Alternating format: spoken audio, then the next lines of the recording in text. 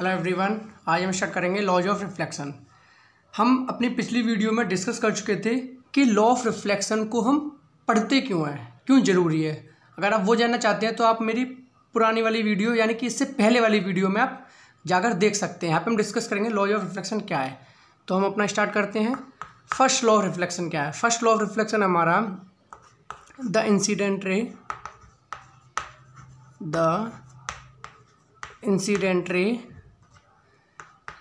and the reflected ray and normal all lie in the same plane,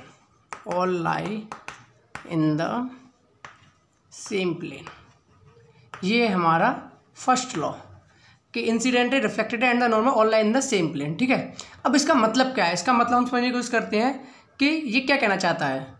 देखो, जैसे जो ये हमारा बोर्ड है इसे मैं मानता हूँ हॉरिजॉन्टल प्लेन। कैसा प्लेन है? हॉरिजॉन्टल। और जो मेरा ये हैंड है इसे हम मानते हैं वर्टिकल प्लेन। ठीक है, तो देखो फर्स्ट लॉ क्या कहता है। फर्स्ट लॉ कहता है कि जो हमारी इंसिडेंट रे, रिफ्लेक्टेड रे और जो नॉर्मल है, ठीक है, वो एक ही प्लेन में लाई करेंगे। तो यहाँ पे आपको दो प्लेन दिख रहा है, एक हॉरिजॉन्टल प्लेन और ये वाला वर्टिकल प्लेन। यानी कहने का मतलब ये है कि मान लो इंसिडेंट रे इस तरीके से आई, ठीक है, ये इंसिडेंट रे है और रिफ्लेक्ट होने के बाद वो इधर गई। तो यानी कि इंसिडेंट रे और रिफ्लेक्टेड रे दोनों किस प्लेन में? हॉरिजॉन्टल प्लेन में। मेरे हैंड वाले प्लेन में तो है नहीं, यानी वर्टिकल प्लेन में तो नहीं है। और नॉर्मल क्या होती थी? इनके परपेंडिकुलर जो लाइन खींची जाती थी। यानी incident ray, reflected ray, and normal all line in the same plane. यानी कि किस प्लेन में? हॉरिजॉन्टल प्लेन में है। बिल्कुल क्लियर हुआ फर्स्ट लॉ। अगर मान लो ये इसमें होती तो देखो कैसे होता। इंसिडेंट रे मान लो इस तरीके से आई, यहाँ पे मेरी उंगली पे ध्यान दो। इंसिडेंट रे इस तरीके से आई तो रिफ्लेक्ट होने के बाद वो इधर नहीं जाएगी, रिफ्लेक्ट होने के बाद वो इधर ऊपर को जाएगी।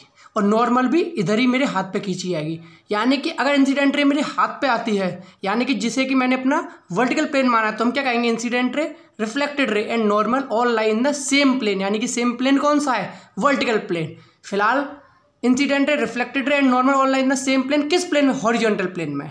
तो पहला लॉ बिल्कुल क्लियर हुआ। ठीक है, सेकेंड लॉ देखते हैं। The angle of reflection, angle of reflection is always equal to the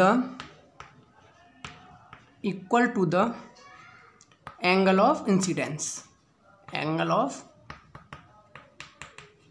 incidence, यानी कि जो एंगल ऑफ रिफ्लेक्शन होता है वो हमेशा इक्वल होता है एंगल ऑफ इंसिडेंस के। इसे समझने की कोशिश करते हैं। आपके मन में आ रहा है एंगल ऑफ रिफ्लेक्शन होता कौन सा है, एंगल ऑफ इंसिडेंस कौन सा होता है जो कि इक्वल है। समझते हैं।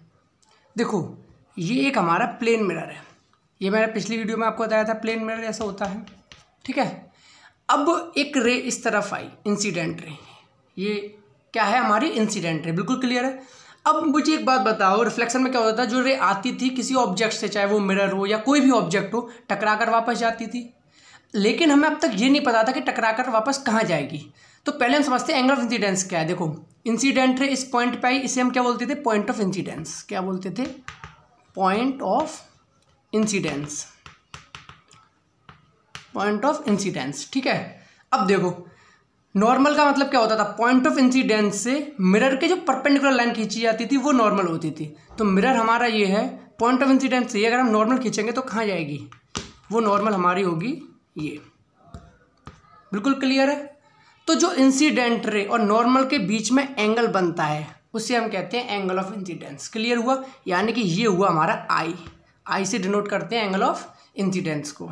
बिल्कुल क्लियर है। एंगल ऑफ इंसिडेंस क्या है? फिर से सुन लो। जो इंसिडेंट रे और नॉर्मल के बीच का जो एंगल होता है उसे हम कहते हैं एंगल ऑफ इंसिडेंस। तो सेकंड लॉ हमारा क्या था कि जो एंगल ऑफ इंसिडेंस होता है वो इक्वल होता है एंगल ऑफ रिफ्लेक्शन के। तो इंसिडेंट रे ये है तो मैंने माना रिफ्लेक्टेड रे इस तरफ गई, रिफ्लेक्टेड रे इस तरफ। तो एंगल ऑफ रिफ्लेक्शन क्या होता है? फिर से सेम। एंगल ऑफ रिफ्लेक्शन होता है जो रिफ्लेक्टेड रे नॉर्मल के साथ एंगल बनाती है, यानी कि आर। तो एंगल ऑफ इंसिडेंस क्या है? जो इंसिडेंट रे नॉर्मल के साथ एंगल बनाती है। एंगल ऑफ रिफ्लेक्शन क्या है? जो रिफ्लेक्टेड रे नॉर्मल के साथ एंगल बनाती है उसे हम कहते हैं एंगल ऑफ रिफ्लेक्शन। यानी कि ये दोनों इक्वल होते हैं। तो बस अब हमें पाथ पता चल चुका, हमें रास्ता पता चल चुका कि इंसिडेंट रे आएगी तो जाएगी किधर। किस तरीके से जाएगी, इस तरीके से की जाएगी कि जितना एंगल ऑफ इंसिडेंस होगा उतना ही एंगल ऑफ रिफ्लेक्शन होगा। यानी कि एक यूनिक पाथ होता है हर रे ऑफ लाइट के लिए। अगर रे ऑफ लाइट ऐसे आई है तो ये वाली रे ऑफ लाइट सिर्फ इसी रास्ते से जाएगी। अब तुम्हारा कोई दोस्त है वो ये नहीं कहेगा कि नहीं मेरा तो मन कर रहा है कि इंसिडेंट रे ऐसे आई और मैं रिफ्लेक्टेड रे को यहाँ से ले जाऊँगा, नहीं ले जा सकता, पॉसिबल ही नहीं है। क्यों? क्योंकि लॉ ऑफ रिफ्लेक्शन कहता है कि इंसिडेंट एंगल और एंगल ऑफ रिफ्लेक्शन दोनों क्या होने चाहिए, इक्वल। यानी कि रे ऑफ लाइट के आने का और जाने का यूनिक पाथ होगा। बिल्कुल क्लियर है। अब लॉ ऑफ रिफ्लेक्शन पढ़ने के बाद एक क्वेश्चन मन में आता है कि क्या ये लॉ ऑफ रिफ्लेक्शन सिर्फ मिरर पे ही फॉलो होंगे, क्योंकि सर आपने तो अभी हमें मिरर का एग्जांपल दिया था और मिरर पे आपने हमें दिखाया था कि लॉ ऑफ रिफ्लेक्शन कैसे फॉलो होता है, एंगल ऑफ इंसिडेंस इक्वल होता है एंगल ऑफ रिफ्लेक्शन की। तो क्या ये मिरर पे ही होता है या हर ऑब्जेक्ट पे होता है या किस किस ऑब्जेक्ट पे होते हैं? तो यहाँ ध्यान देना कि जो लॉ ऑफ रिफ्लेक्शन है वो हर रिफ्लेक्टिंग सरफेस पर फॉलो होगा।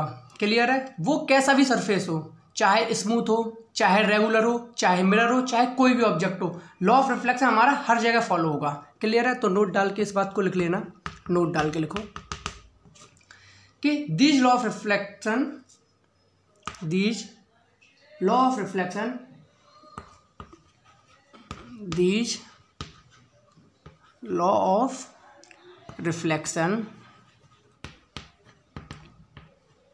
applicable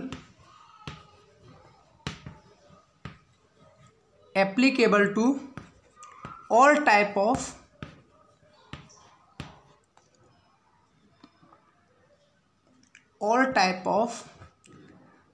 reflecting surface।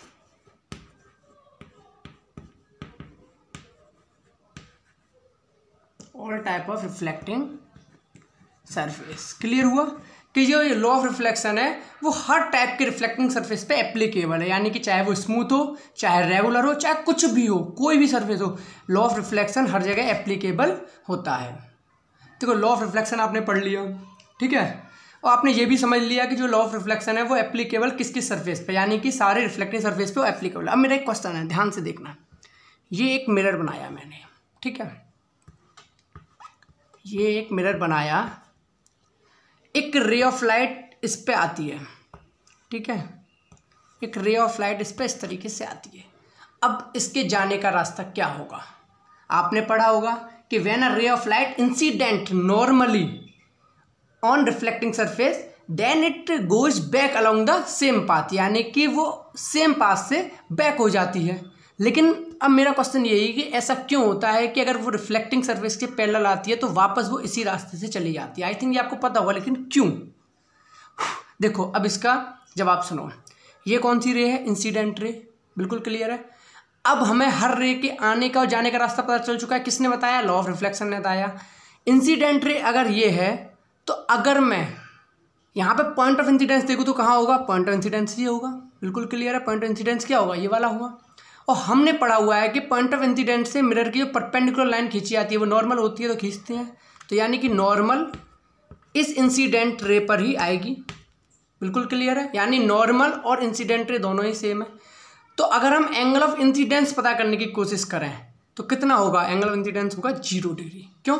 Incident ray भी यही है और नॉर्मल भी यही है, तो एंगल ऑफ इंसिडेंस कितना हुआ? 0। और हम जानते हैं कि एंगल ऑफ इंसिडेंस इक्वल है तो एंगल ऑफ रिफ्लेक्शन भी क्या होगा? इक्वल होगा। यानी एंगल ऑफ इंसिडेंस 0 है तो एंगल ऑफ रिफ्लेक्शन भी क्या होगा? 0। तो रे ऑफ लाइट को इस लॉ को फॉलो करने के लिए क्या करना पड़ेगा? वापस इसी पाथ से जाना पड़ेगा। यानी कि यही इंसिडेंट रे है, यही नॉर्मल है और यही रिफ्लेक्टेड रे है, ठीक है, क्योंकि दोनों के एंगल क्या है? 0 डिग्री।